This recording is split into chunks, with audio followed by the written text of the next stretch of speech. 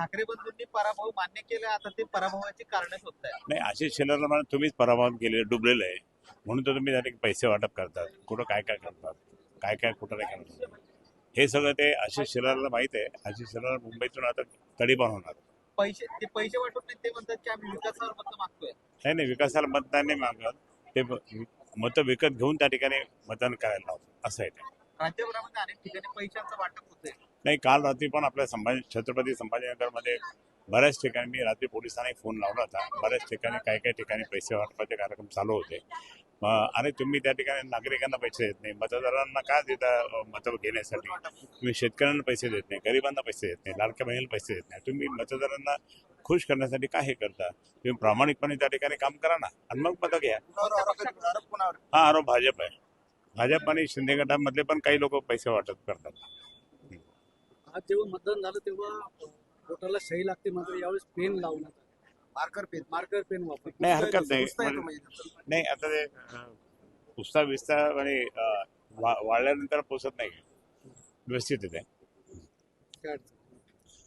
म्हणून तुमच्या सर्वांचा आशीर्वाद त्या ठिकाणी आपल्या मशालला पाहिजे ही विनंती करतो. काल संक्रांती निमित्त शिक्षकांना विचारण्यात आला की तिळगुळ कोणाला द्या, त्यांनी तुमचं नाव घेतलं. ते म्हटले की त्यांची निष्ठा पाहता मी त्यांना तिळगुळीला आवडेल. दिलाच नाही त्यांनी, दिलाच नाही, फक्त घोषणा करतो, दिलाच नाही त्यांनी. पण तुम्ही घेणार का त्यांचा तिळगुळ?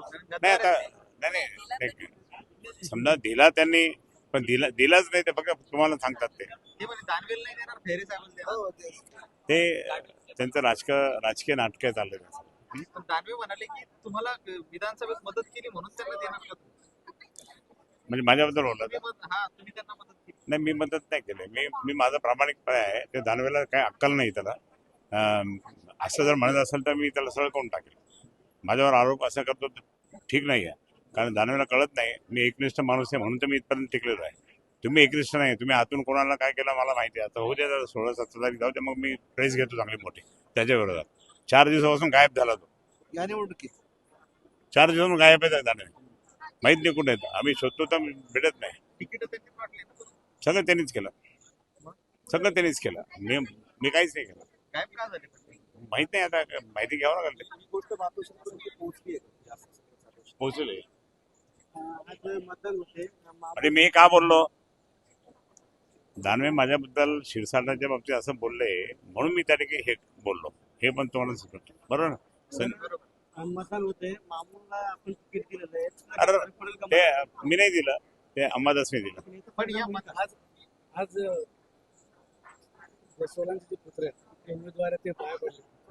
हा, ते आमच्या समोर त्यांचा जन्म झालेला आहे, पाय पडले, पाय पडले. आता परत एक मला भेटला तरी पाय पडले. नाही नाही, एक मुलगा म्हणून त्या ठिकाणी आशीर्वाद. रशीद मामूनमुळे काय फटका? अजिबात नाही, विसरले सगळे लोक. पण भाजप शिवसेना तर सांगते. नाही, ते त्यांना फक्त तेवढाच मुद्दा होता, बाकी त्या कोणताच मुद्दा नव्हता त्यांना. आणि तो मुद्दा ते आमच्या दानवे साहेबांमुळे तो मुद्दा घ्यावा लागला. माहित नाही.